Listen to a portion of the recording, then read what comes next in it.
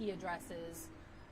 We have to research email addresses to get the IP addresses for those emails. And then once we have the IP addresses, then we have to even go further and find out who the carrier of that IP address is. So these cases are like a marathon. They're not races, they're marathons. And it takes a lot of time and a lot of work to solve them and to come with a positive outcome in the case.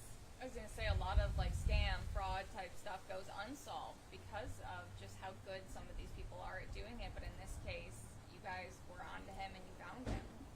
A lot of times people will think that because of the age we're in that things can be hidden, but we're in a time where nothing's hidden. We can follow and track just about everything. And the evidence. Sorry, go ahead. It struck me that with a lot of the victims in this case were elderly or people who were already having financial troubles. Did you work with any victims, or can you talk about how this impacted people who already seem to be struggling financially? I didn't work with the victims directly. I worked with CLR and their attorney, and CLR represents all of the clients. It does impact them because they trusted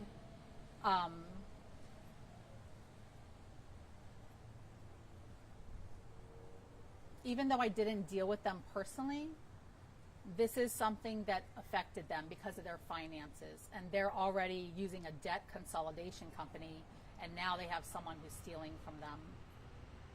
And we talk a lot of the times about cases where you have physical evidence. You know, you might be at a crime scene where you're looking for bullets, you're looking for DNA. In this case, your DNA is really that digital trail, right?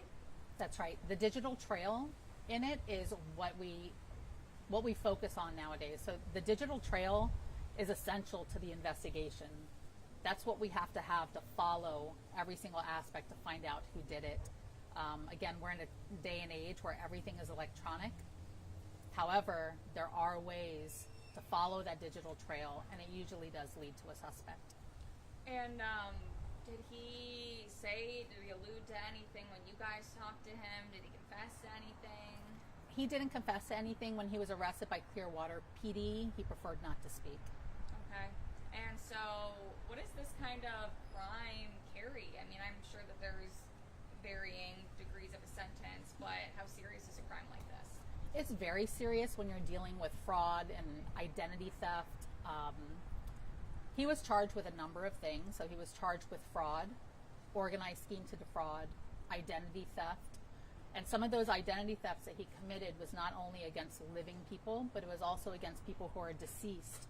So you would think that a deceased person, you know, they're deceased, so their information doesn't matter, but their name still belongs to them. Their date of birth still belongs to them. Their address still belongs to them. So for someone to come in and use that information, even though they're deceased, they're still victims. The law carries a different weight when you're dealing with a living victim and a dead victim. So the living victims, he's looking at probably about up to 5 years in prison for each charge. And for the deceased individuals, he's looking at least 15 years for each charge. So he has 10 charges of using the identity of deceased individuals. And we can do the math on that. And then he has the other charges for the living individuals. And for the record, can you state his full name for us? Sure. His name is Marius St. Gerard. Got it. Perfect. Yeah, I was just going to ask, just to put this in context, is this one of the bigger cases you've dealt with? Do you see this all the time? Or, you know, is there, I don't know, an increase in these kinds of things? Or just, can you put this case in context? We see a lot of cases like this that come through, that it's not just, it's usually someone of trust. So a lot of these cases do come through where it's a person of trust that has been placed in a position of trust. So it's not just embezzlement from employers, but we also have an elderly population who's victimized by people who they trust. And a lot of times, because they trust them, they're not looking at the finances, they're not following through, they're not doing an audit. So my recommendation to the public would be to do an audit. Even if you trust the person that's looking at your finances and dealing with your finances, have a secondary person look at your finances and do an audit so that everyone can remain honest. What would you say is your takeaway from this case? I mean, started in 2023, so it's been 2 years now. What was kind of the biggest takeaway? So the biggest takeaway from this case is the collaboration between agencies and individuals in the department, and also with the victim. So working with the victim, working with other police officers, working with other agencies, that the success in working with all of those agencies and having a good relationship with other officers and other agencies is what really draws the success in a case. I can't do it by myself. I need my coworkers, my fellow officers, my fellow detectives and other agencies, and just having a good relationship with those individuals and those organizations really brings the success in a case. One more question from me, just was any of this money for you? Okay. Was any of this money recovered? Will he have to eventually pay any of it back, or what does that look like now? None of the money was recovered because it was all spent. However, through the court system, I'm hoping that there's a restitution where he will have to make the victims whole. I know I said one more, but one last one for you is, what do you hope people like this know? I mean, what do you hope that somebody out there that is doing something like this or has done something like this, what's your message to them? I think my message to them would be the Boca Raton Police Department has very competent and well-trained officers and detectives. And if you come into the city of Boca Raton to commit a crime, we are going to do our best to flip over every stone to find out who you are and what you're doing. We will charge you accordingly, and we will come and get you. Thank you. Anyone else? I have a question that you might not know the answer to, which is fine, but when I was Googling this earlier, I saw the company filed for bankruptcy. I don't know if you know if that's a result of I didn't know that I don't know. Okay. Well, covered it. If people believe they may be victims of organized fraud, what action should they take based on this? If anyone's believes that they might be a victim of organized fraud, that's why the police department is here. Call us, speak with an officer, make an initial report. Don't just assume that it's going to go away or you might be wrong. Let us help you to figure out if something has happened or something has not happened. I find a lot of times with like our elderly population or with other victims, they're embarrassed to come forward because they've lost a lot of money and they've lost it for reasons that they realize they were scammed. They don't want their family finding out. They don't want their loved ones finding out. But don't remain in that position of being a victim. We're here to help you. We're here to find out who did this to you, and we're here for you. The Boca Raton Police Department is here to help you. Is the typical length of how long it took to find this person just, usual? Like, does it usually take 2 years? These cases, like I mentioned before, fraud cases are like marathons. When you're looking at other cases like property crimes, sometimes those cases are cut and dry. But with fraud cases, there's so many different aspects to it. There's so many different scenarios.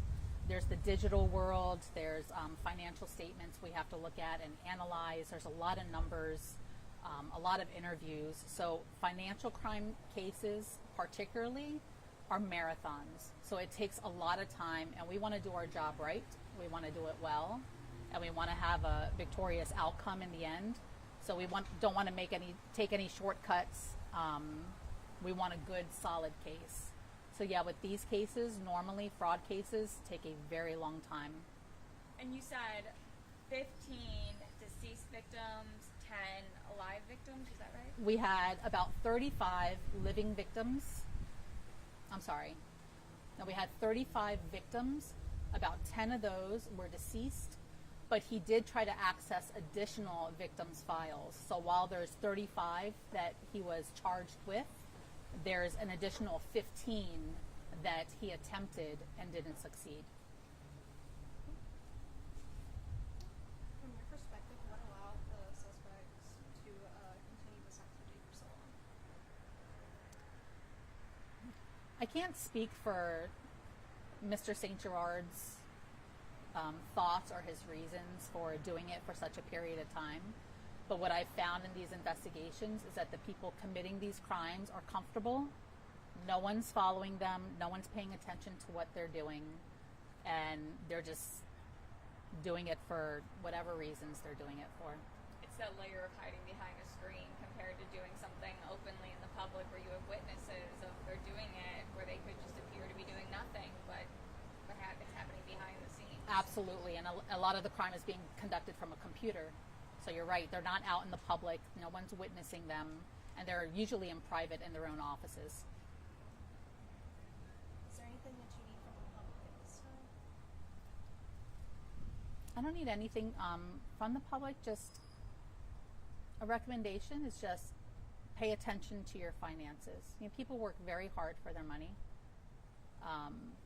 And for people to come after them and want to take their money away, that's hard. That affects your life. That affects what you're doing in life. So my recommendation is just pay attention to your finances. If they don't make sense to you, have somebody you trust look at them. If that person you trust is someone that you've employed, have someone do an audit. It's okay to do an audit, and nobody should be against it. Nobody should have a hard time with that. Last question. We have one more question. Have any additional suspects been identified? No additional suspects. Yeah. Great. Yeah. Thank you so much. Appreciate it. Okay. You did good.